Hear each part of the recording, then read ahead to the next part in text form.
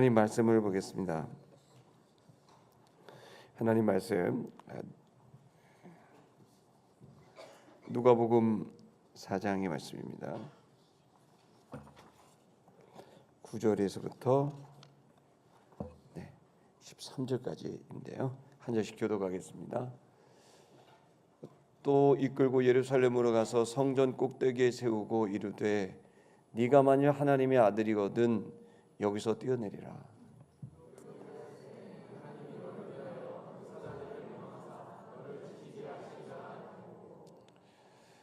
또한 그들이 손으로 너를 받들어 네 발에 돌에 부딪히지 않게 하시리라 하였느니라.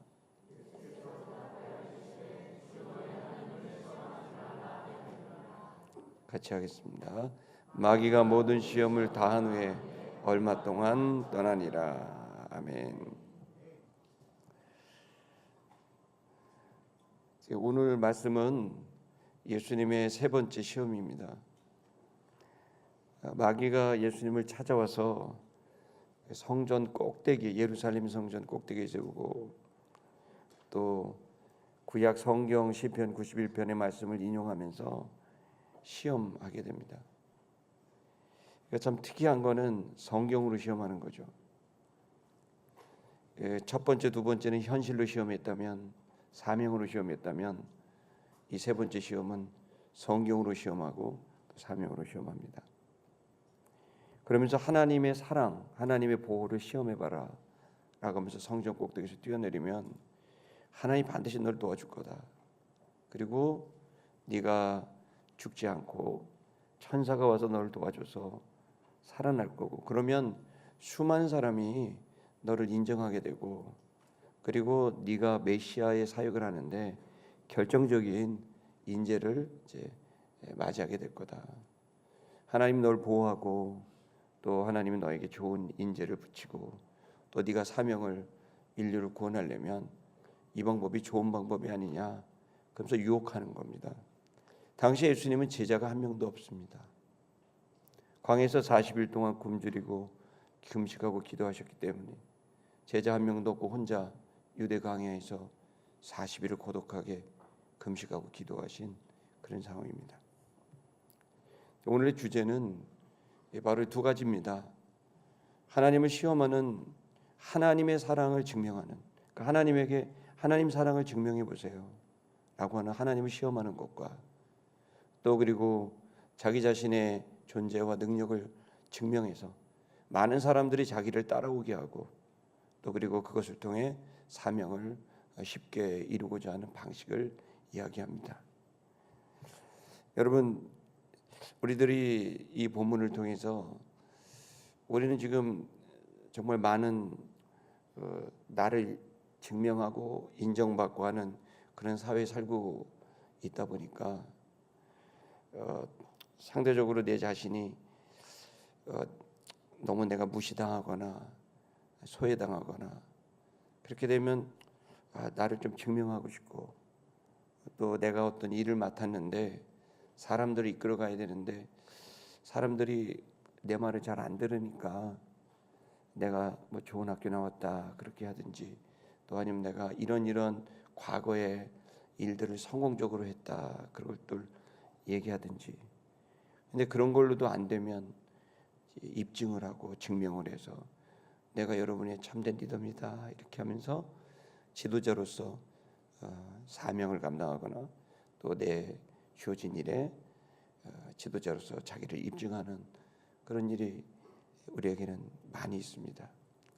회사 안에서도 또 우리가 내 능력을 입증을 해야 또 승진을 하고, 또 우리가 비즈니스 현장에서도 다른 회사하고 우리 회사가 더 뛰어난 회사고 또 능력이 있다는 것을 입증해야 또 성과를 내기 때문에 온 세상이 전부 입증하는 것 같아요. 이번에도 용산구청장님 새로 뽑히셨는데 여기 충신교회 집사님이시더라고요. 얼마나 다행인지. 만나보니까 용산구청 되니까, 구청장 당선되니까 좋으세요? 그러니까 좋다고 그러더라고요.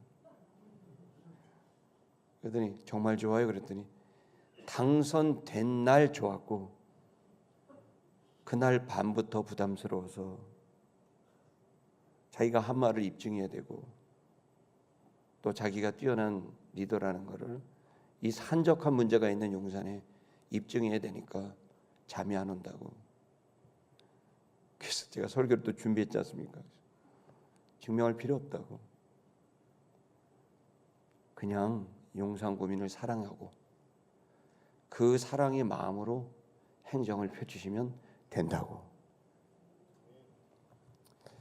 여러분, 마귀는 우리를 자꾸 증명을 하면 네가 행복할 거고 성과가 날 거고 그리고 그것으로 네가 행복할 거다 이렇게 생각하지만 유혹합니다. 심지어는 자기 증명의 버릇이 하나님의 사랑도 증명을 하라는 식으로 신앙생활을 왜곡하게 되고 그리고 심지어는 하나님의 말씀조차도 자기가 원하는 목표에 따라서 하나님 성경도 재편집하고 자기가 원하는 뜻을 위해 성경을 꿰다 맞춰버리는 그러한 실수도 범하게 됩니다.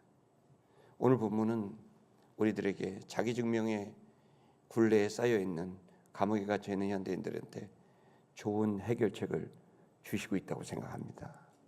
오늘 여러분들이 이 예배당에 오실 때는 어떻게 오실지 몰라도 돌아가실 때는 평안하게 돌아가시길 축복합니다. 증명할 필요도 없고 그 증명이 나한테 결과를 가져올 것도 없고 그것이 나를 행복하게 하지도 않습니다. 사단의 이 우리의 연약한 취약성을 파고 들어오는 이 유혹과 시험을 여러분 예수님처럼 극복해내고 여러분이 참된 평안과 기쁨과 자유가 임하기를 주의 이름으로 축복합니다. 이 첫 번째 시험은 우리가 아시다시피 주님이 굶주리셨을 때 육체적인 그 굶주림, 그것은 바로 물질적인 빈곤입니다. 절망적인 경제 상황이죠.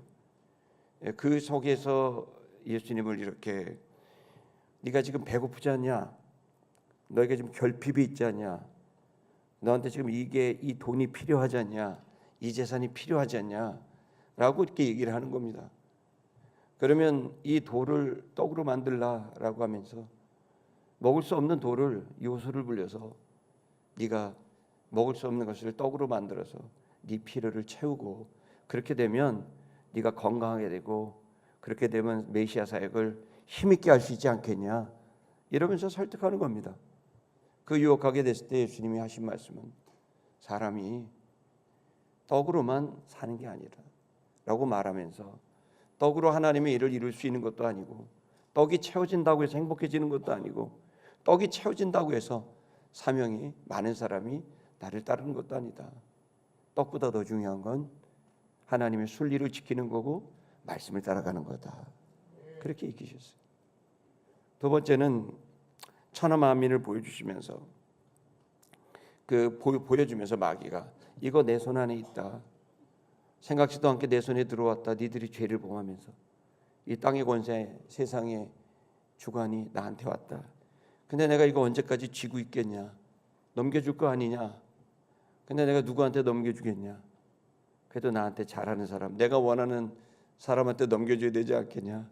그러면서 하는 말이 네가 굳이 그렇게 십자가 질 것도 없고 굳이 그렇게 죽을 것도 없다. 너 어차피 여기 있는 이 천하 만국 그 영혼들을 살리려고 왔다면 나한테 절 한번 해. 그럼 내가 너한테 이 고난을 넘겨줄 테니까 그러니 쉽게 가자. 절 한번 하고 네가 이 땅에 온 목적을 이뤄라 라고 유혹을 하게 되니까 예수님께서는 그런 방식으로 가는 게 아니라 오직 하나님께만 절하라 하였다 라고 말하면서 지름길로 가지 않고 정당한 길로 가시겠다고 주님이 말씀하시면서 그 마귀의 유혹을 이기셨습니다. 사실 마귀는 이런 것을 그냥 얘기를 하지만 그 뒤에는 당연히 마귀에게 절하면 또 나한테 절했잖아. 하나님의 아들이 절을 해? 또 성경을 들이대면서 오직 하나님께만 절하라 그랬는데 네가 그런 식으로 메시아 사역을 해? 라면서 또다시 죄책감과 수치심으로 오란을 채미죠. 이 시간 여러분 돌아가는 건 없습니다. 하나님의 말씀대로 정당하게 가다 보면 주님이 때가 되면 다 이루어 주실 줄 믿으시기를 축복합니다.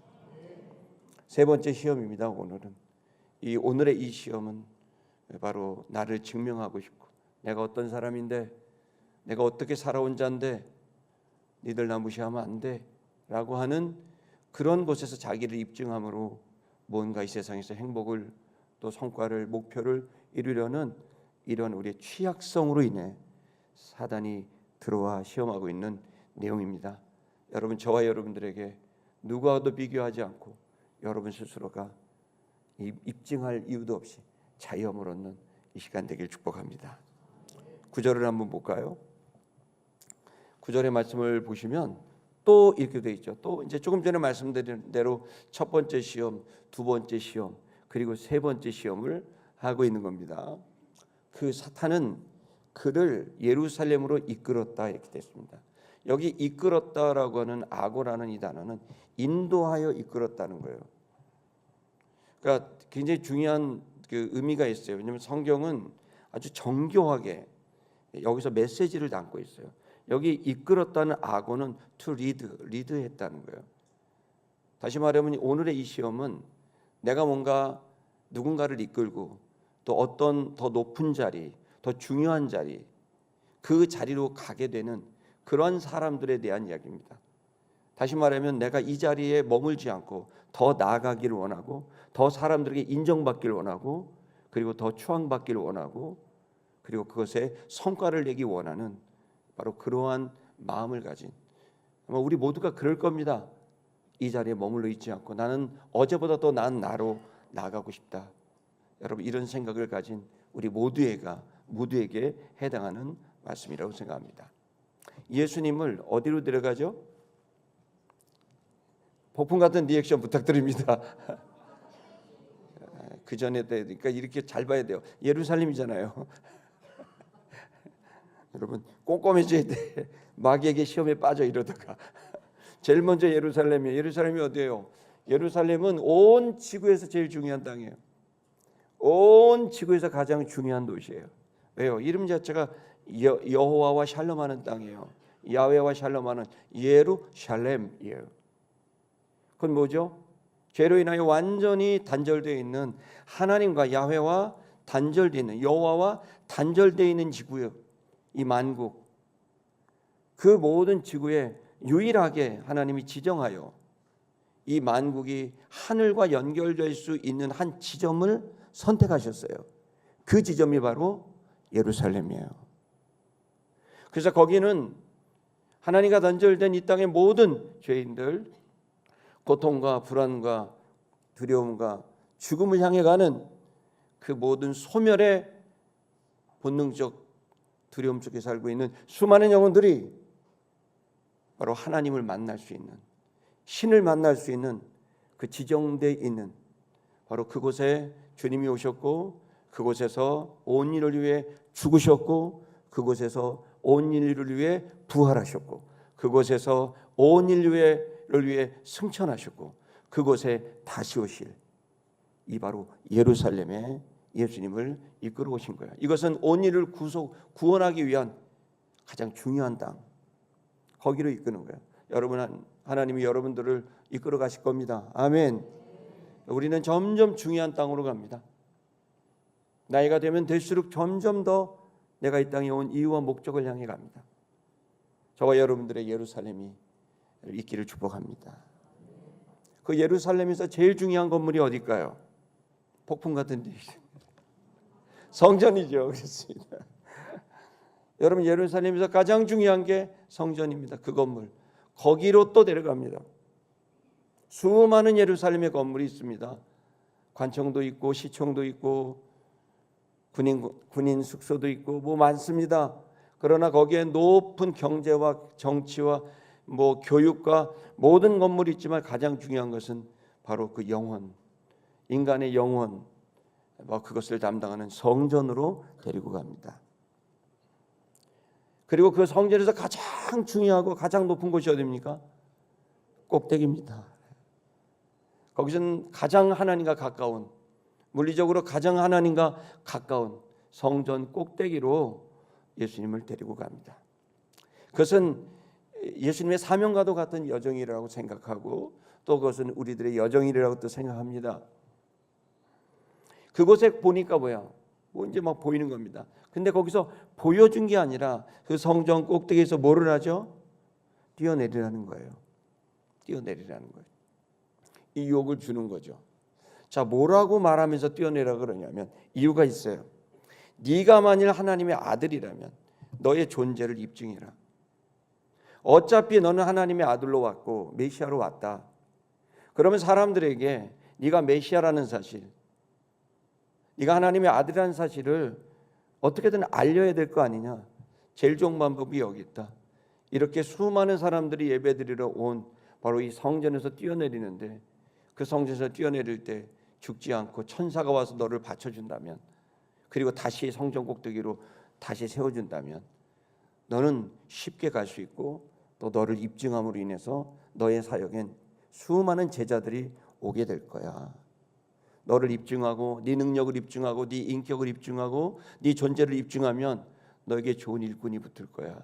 제자가 붙을 거야. 사명을 감당할 수 있을 거야. 라고 하는 그 유혹을 하게 되는 거죠.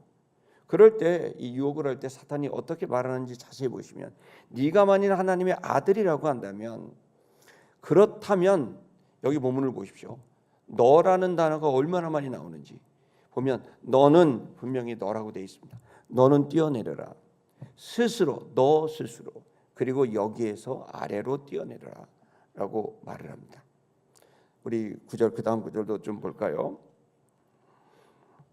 10절의 말씀을 보세요. 거기 보면 기록되었다. 거기서 이제 뛰어내라고 말을 하면서 거기다가 유혹을 하고 시험을 한 도구가 뭐냐면 성경책이에요.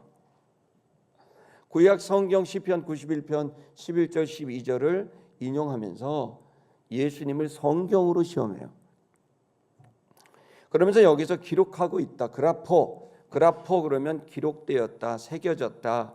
여러분 영어의 그라프 뭐 있잖아요. 그 똑같은 어원이에요. 거기서 나온 그림을 그린 거죠. 그라포, 그림을 그린 활자, 그림, 새겨져 있는 글씨 이거죠. 그라포, 성경에 기록되어져 있지 않냐.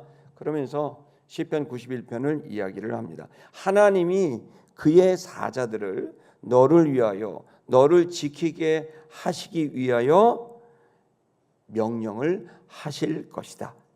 네가 뛰어내리면, 미래형입니다. 미래형. 네가 뛰어내린다면 하나님이 가만히 있겠냐?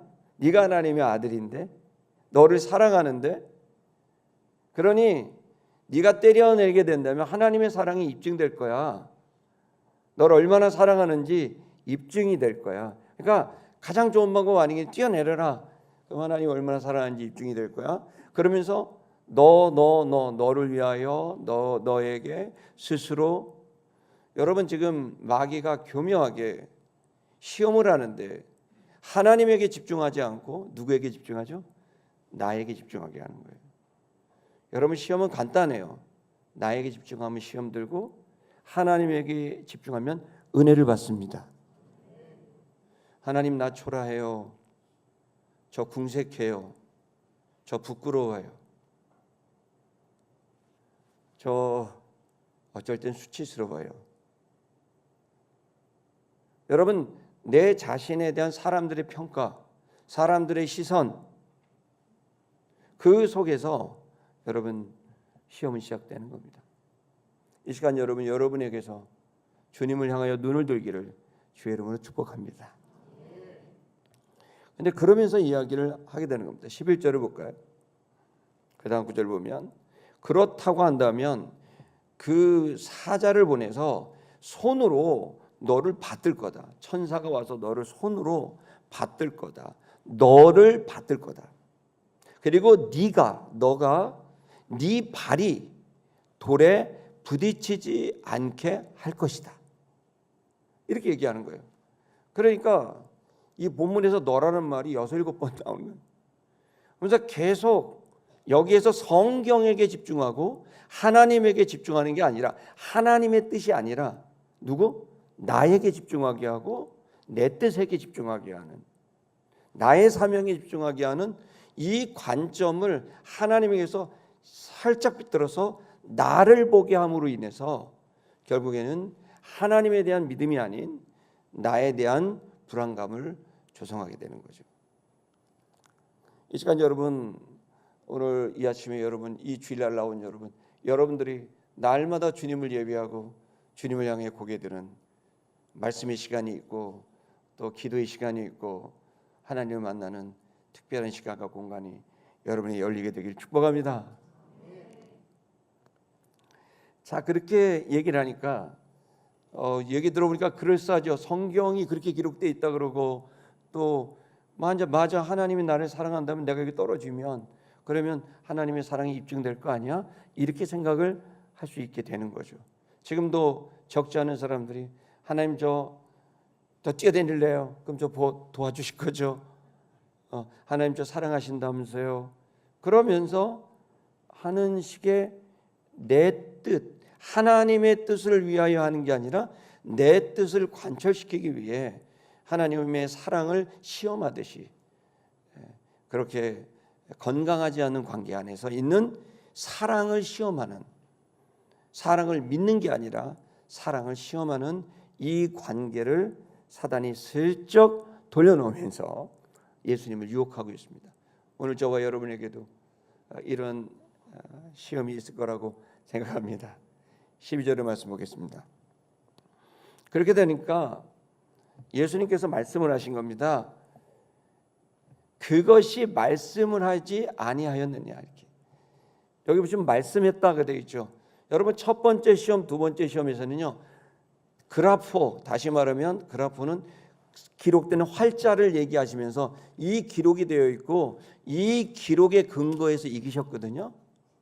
그러니까 사탄이 기록을 가지고 와서 예수님을 시험하는 거예요. 그런데 예수님이 여기서 무슨 얘기를 하냐면 여기서 말씀하셨느니라가 그라포가 아니라 뭐죠? 읽어보세요. 헬라어로 흐레오예요. 흐레오는 뭐냐면 레마의 동사형이에요. 다시 말하면 이것은 활자가 아닌 그 활자 속에서 깨닫고 느끼게 되는 들려오는 인격적으로 주시는 하나님의 말씀을 말하는 거예요. 그래서 여러분 성경은 그라포, 그다음 말씀은 레마라고 말하는 거예요. 그래서 여러분 여기에서 예수님은 성경 자체에 대한 성경 활자를 넘어 성경 자체를 성경적으로 해석을 해서 그 성경적 해석을 통하여 하나님의 말씀을 듣게 하는 방식으로 이기신 거예요. 여러분 성경을 나에게 집중하고 내게 몰입하게 되면 성경이 제대로 안 보여요. 꼼꼼하게 안 보이고 내가 보고 싶은 구절만 보이고 내가 듣고 싶은 구절만 보여요. 그래서 사단은 항상 우리에게 내 욕심, 나의 증명, 자기 증명, 내 열망, 내 목표 여기에 집중하게 되면 성경을 읽다가 그것을 인정하고 그것을 입증할 수 있는 구절들로만 보이고 느껴지게 하는 오류를 범하게 하는 거예요. 여러분 우리가 왜 잠잠해야 되고 왜 우리가 우리의 생각을 내려놓고 회개해야 되고 하나님 앞에서 고요하게 주님께 내려놓으면서 말씀을 들어야 되냐면 나를 내려놓는 것이 쉽진 않지만 여러분 경배하며 찬양하며 주님을 향하여 나아갔을 때 우리가 가지고 있는 생각과 목표와 자기 입증의 열망들이 이렇게 조정이 되면서 주의 말씀이 꼼꼼하게 들려지게 될 줄로 믿습니다. 시편 91편 11절 12절을 볼까요? 그 사단이 인용한 구절을 한번 직접 보시죠. 11절 읽겠습니다. 시작. 그가 너를 위하여 그의 천사들을 명령하사 네 모든 길에서 너를 지키게 하십니다. 보십시오. 그 구절 맞죠? 너를 지키실 것이다. 그죠? 12절도 볼까요? 12절 읽겠습니다. 시작. 그들이 그들의 손으로 너를 붙들어 발이 돌에 부딪히지 아니하게 하리라. 그렇죠. 이 구절 그대로 있어요. 자, 11절 12절 읽었습니다. 근데 여러분 좀 이상하지 않아요? 발에 돌이 부딪히지 아니할 거다. 그거 그대로 있고 손으로 너를 붙들 거다. 그대로 있어요. 근데 11절에 보니까 뭐가 하나 빠졌어요. 11절 볼까요? 11절. 거기 보면 너를 지키실 것이다. 이것도 맞아요. 근데 뭐가 빠졌죠?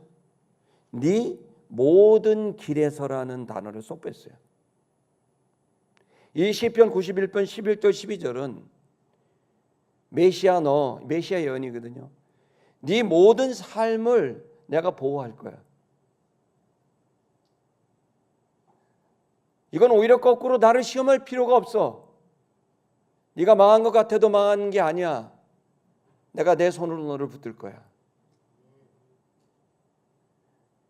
네가 모함을 받고 채찍을 맞고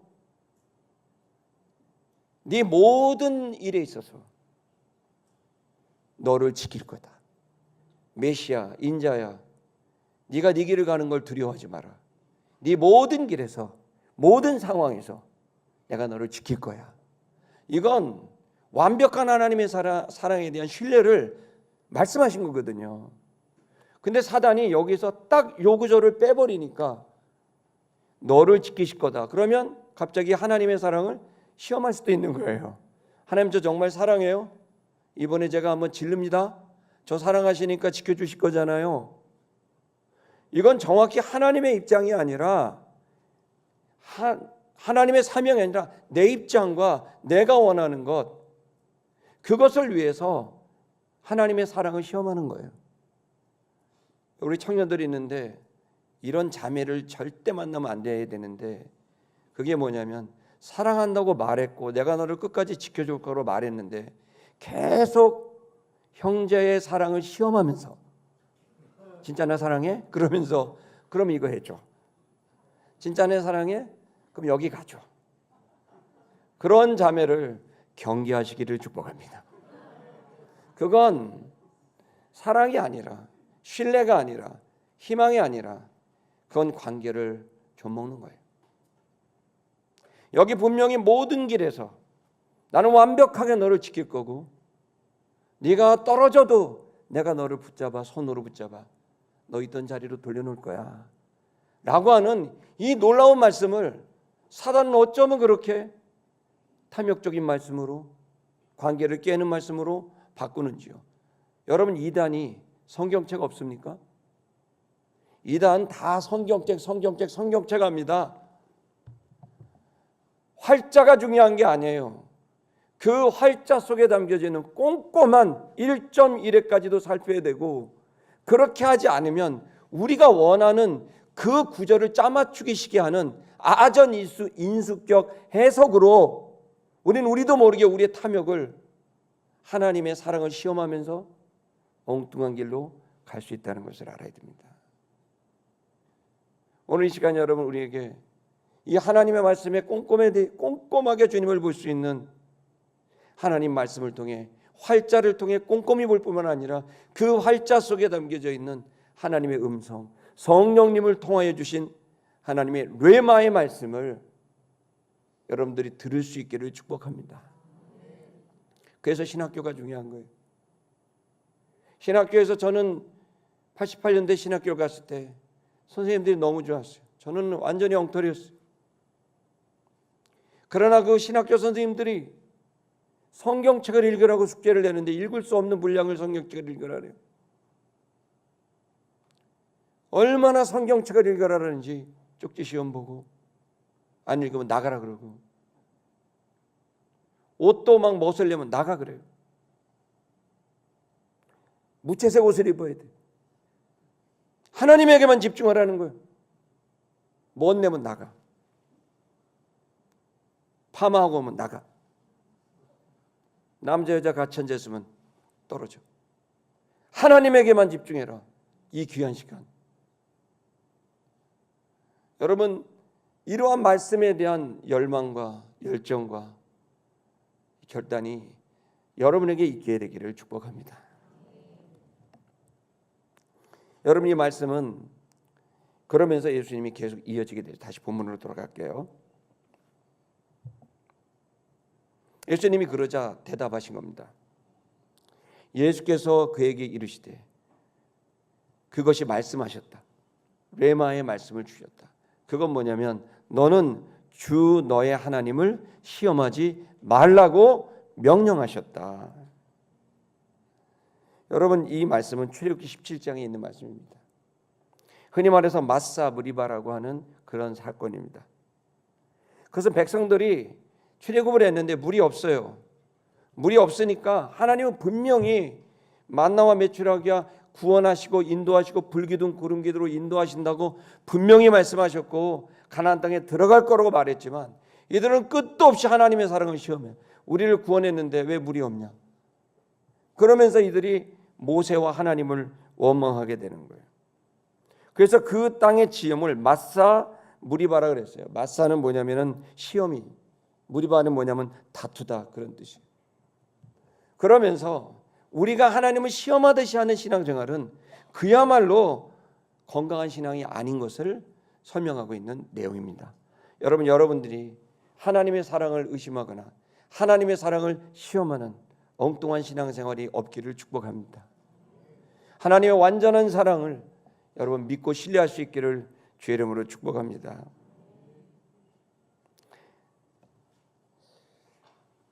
여러분 보십시오. 그런데 우리는 이렇게 완벽한 하나님의 사랑에 대한 말씀을 들었어요. 하나님의 아들이거든. 근데 여러분 이제 40일 전에는 바로 요단강에서 예수님은 뭘 들으셨죠? 세례 받으실 때 이는 내 사랑하는 아들이라고 말씀으로 들은 거예요. 그러면 그 말씀을 믿어야 되는 거죠. 그리고 하나님의 아들이라면 하나님은 모든 길에서 그를 지키시는 분이라는 걸 믿어야 되는 거죠. 그것에 대해서 재론의 여지가 없어야 돼요. 인간의 관계 안에서도 그 사람이 그런 약속을 하고 사랑을 선언했다면 그걸 의심할 이유가 없잖아요. 하물며 하나님의 관계에 있어서 그분이 말씀하신 그 내용을 의심하고 시험하는 것은 하나님의 관계를 해하게 하는 것이죠. 여러분, 이 시간 저는 여러분이 그런 의미에서 여러분들은 더 이상 여러분을 입증할 존재가 아니라는 걸 이 시간에 전합니다. 여러분은 이제 주님 안에서 완전한 하나님의 아들들, 자녀가 됐음을 믿기를 축복합니다. 이제 여러분은 입증할 이유가 없어요. 하나님 앞에서 그렇다고 한다면 그럼 누구에게도 입증할 이유가 없는 거죠. 그런데 여러분, 사실은 우리가 현실을 살면서 교인들, 성도들조차도 여러분 이 증명의 유혹을 계속 받습니다. 왜냐하면은 내가 누군지, 내가 얼마나 가치 있는 사람인지 끊임없이 증명해야 되는 게 오늘날의 일입니다. 그래서 여러분 이 시간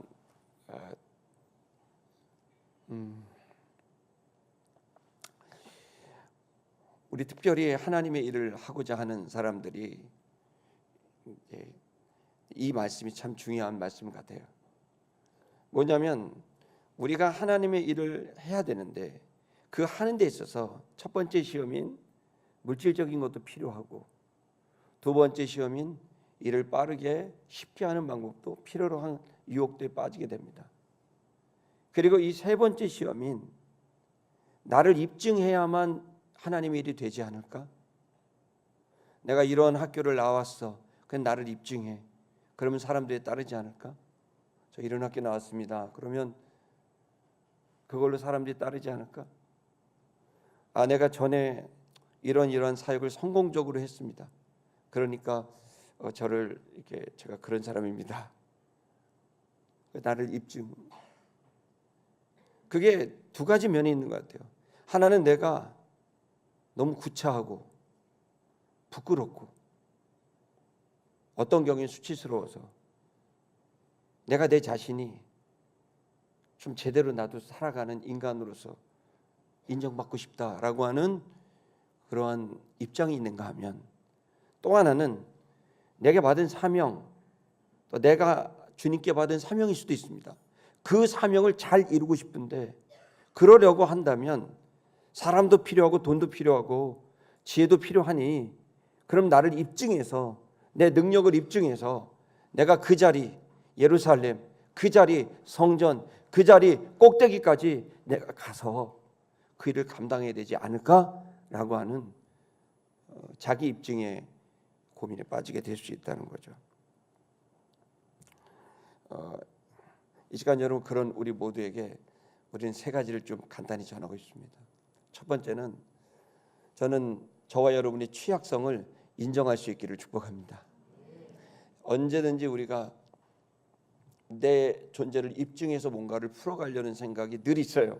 그리고 세상이 그러다 보니 나도 그렇게 하려고 할 때가 많아요. 그런데 그럴 이유가 없는 건, 입증할 필요가 없는 건, 여러분 이 시간 사람은 자기가 어떤 존재인지 스스로 불만족스러울 수도 있고 다른 사람의 시선이 불편할 수도 있는 그런 상황이에요. 그런데 그럴 때 우리가 생각하는 건 다른 사람이 나를 평가하는 게 진짜 중요한 시대를 살고 있는 것 같아요. 예를 들어 서양 사람들은, 웨스턴들은 자기 입증을 별로 안 해도 돼요. 보면은 서양 사람들 이렇게 보면은 막 여자분들도 이렇게 속 메리아스 같은 거 입고 다니고 그런 분들도 있잖아요. 길거리에 난 너무 깜짝깜짝 놀라, 저분이 왜 속옷을 입고 다니나 이런 생각이 드는 분도 있어요. 그러면 너무 당당하게 막 그러고 다니고 그 자기를 꾸미고 표현하는 데 있어서는 전혀 이렇게 꺼리낌이 없어요. 왜냐하면 서양 사람들은 기본적으로 자기에게 되게 중요한 결정하고 움직이는 데 있어서 자기 양심과 자기 자아예요. 그래서 내적인 게 되게 중요해요. 그러니까 외적으로 어떤 것이 결정될 거라고 생각하는 것보단 자기 양심과 자기 자아, 그것이 맞으면 그냥 하는 거예요. 다른 사람이 날 뭐 어쩌라는 거야 이렇게 되는 거예요. 근데 이제 이스턴, 우리 같은 동양 사람들은 공동체 속에 살다 보니까 어떻게 해요? 다른 사람의 눈이 너무 중요해. 그래서 죄를 회개하라 그래도 서양 사람들은 당신은 유죄입니다. 당신은 법적으로 유죄입니다. 그러므로 예수가 죽으심으로 그 유죄가 무죄가 됐습니다 라고 하면서 그 의로움을 양심과 그리고 그 자기의 자아에다가 타겟을 맞춰서 복음을 전해요. 그러면 거기서 회개가 일어나요. 양심이 찔리면. 근데 우리나라 사람들은, 죄송해요, 우리나라 사람들은 양심에 찔려도 회개가 일어나는 사람이 있어요. 근데 많은 사람들은 양심에 찔려서 회개를 하나 이르지 않아요. 들켜야 회개해요. 제가 관찰한 것은 우리나라 사람들은, 제가 목회를 하면서 어렵고 저 자신도 볼 때 양심에 찔리면 마음에 울어요. 근데 돌아가서 안 바꿔요. 마음에 찔려요. 이러면 안 될 것 같아요. 내가 똑바로 살아야지. 이렇게 내가 시간을 잘못 쓰고 돈을 잘못 쓰고 재능을 잘못 쓰면 안 되지. 내가 이렇게 이율 배반적으로 살면 안 되지. 그러면 후회하고 울어요. 근데 그런 일이 언제 있었냐는 듯 아무렇지 않게 배당 밖을 나가고 골방 밖을 나가고 그건 똑같아요. 회개는 바꾸는 거예요. 메타노에오, 메타 브링, 움직인다. 뇌오, 마음을, 삶을. 그럼 언제 마음을 바꾸고 언제 삶을 바꿀까요? 언제 진정한 회개가 일어나요? 들켰을 때. 그리고 그 들킴으로 수치심을 갖고 부끄러울 때. 그때 막 자살도 하고 막 난리예요. 약도 먹고 집을 나가고 고함치고. 왜냐하면 우리 자신은 지금 다른 사람들과의 관계가 너무나 중요한 공동체예요. 한민족은. 실제로 성리학으로 500년 동안 훈련된 것도 있겠고, 공동체 안에서 우리가 옳고 그름을 보고 잘못했을 때 회초리를 맞고, 그러다 보니 사람들이 나를 바라보는 시선이 너무 중요해요.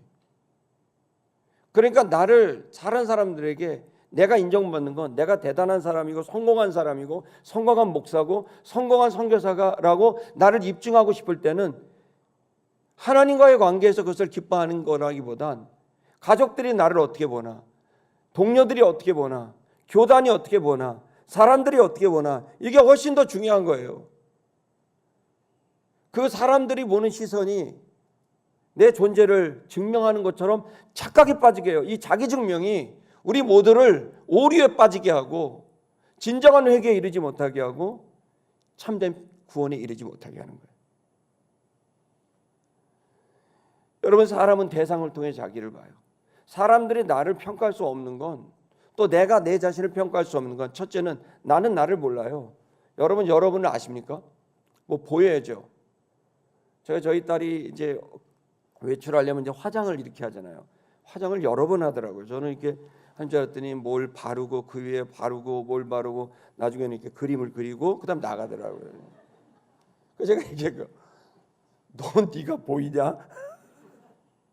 누구 좋으라고 그렇게 그리냐? 아니, 여러분 눈썹 본 적 있어요? 거울로 보는 거죠. 길쭉한 거울은요 눈썹이 길어 보이고요, 납작한 거울은요 납작해 보여요. 거울이 흐릿하면요 얼굴이 까매 보이고요, 그 거울이 밝으면요 여러분이 브라이팅, 샤이닝, 여러분 얼굴에 빛이 나요. 여러분 못 봐요.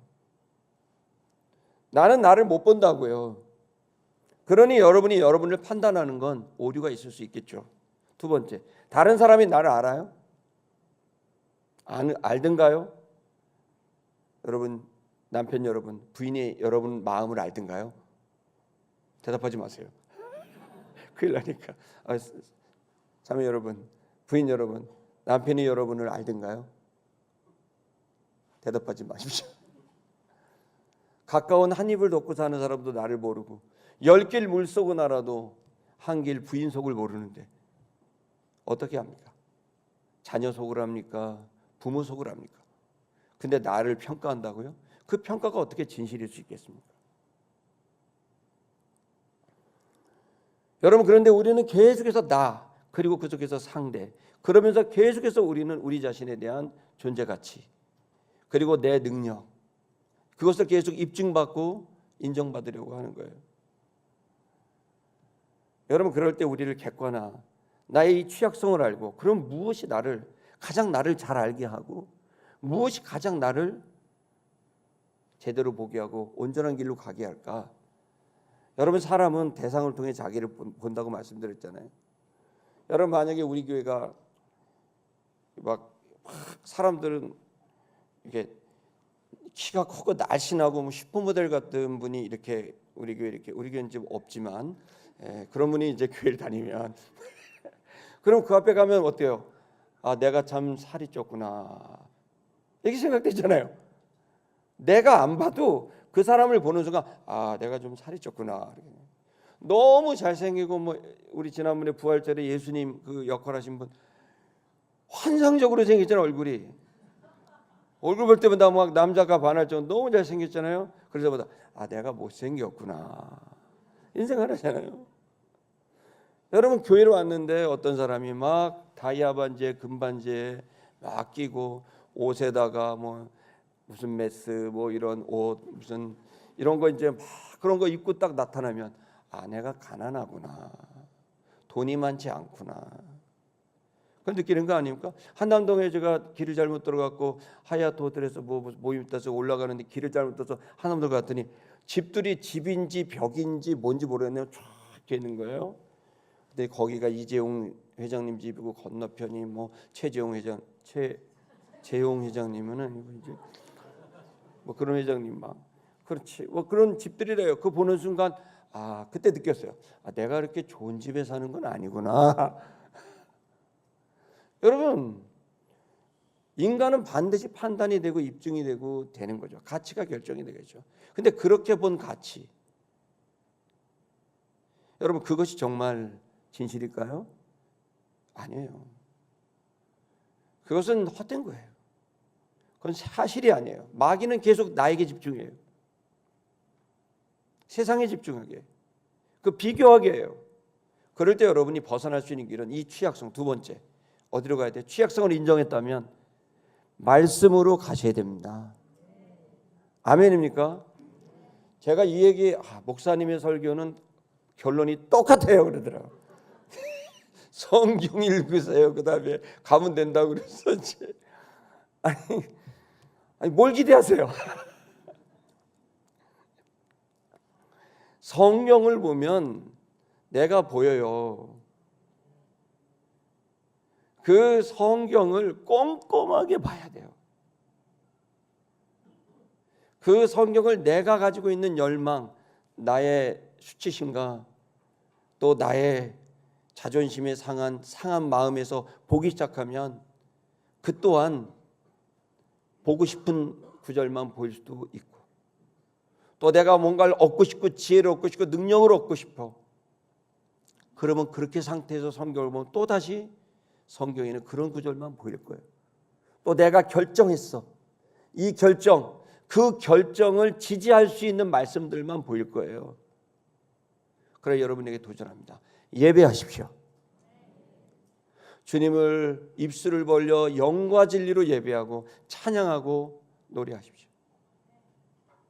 계속 주님을 바라보면서 여러분이 영과 진리로 예배하시고, 그리고 여러분의 영혼을 잠잠히 성경을 펴서 그 성경 안에 고요하고 밀폐된 그 시간과 공간 안에서 여러분들이 하나님 말씀을 천천히 하나님 말씀을 읽어내려가게 될 때 그 자음과 모음 활자는 하나님의 놀라운 뢰마의 말씀으로 여러분에게 깨달음을 주고 내가 보이고 내가 할 일이 보이게 되는 역사를 허락해 주실 줄 믿습니다.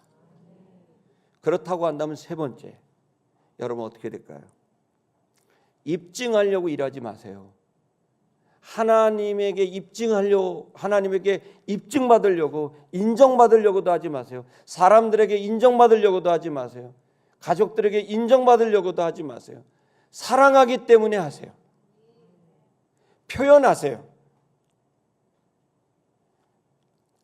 입증받으려고 하는 거 아니에요. 엄마가 이렇게 했으니까 엄마 사랑하지가 아니에요. 아빠가 이렇게 했으니까 아빠 좀 존중해야지가 아니에요. 아들에게 인정받으려고, 딸에게 인정받으려고, 엄마한테 인정받으려고, 아빠한테 인정받으려고 하는 게 아니에요. 그냥 우리는 사랑하니까 표현하고 사랑하니까 열심히 일하는 거예요. 그러면 열매는 하나님이 주시는 거예요.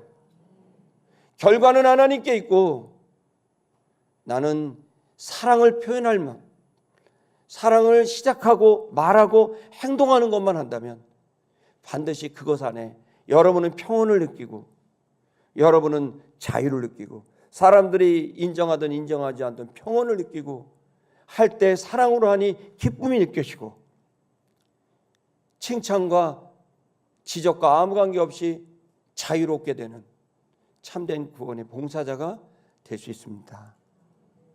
여러분, 인정받으려고 사역하지 마십시다. 사랑하기 때문에 사역하고 일할 수 있는 저와 여러분 되시기를 축복합니다. 우리 다 같이 찬양하겠습니다.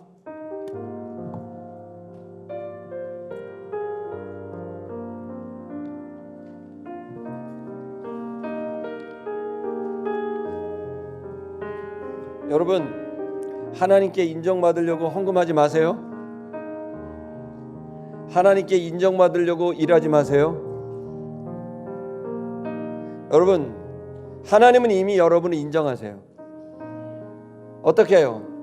예수 그리스도가 다 인정받을 만한 일을 대신하셨어요. 여러분이 하나님 일을 하는데 내 자신이 수치스럽고 죄책감이 느껴져요? 그 하나님께 그때 하나님 저 왜 이렇게 죄를 못 끊고 수치스럽죠? 왜 이 모양 이 꼴이죠? 하나님 아들인데. 그러면 주님 그럴 거예요. 그래서 내 아들이 죽은 거야.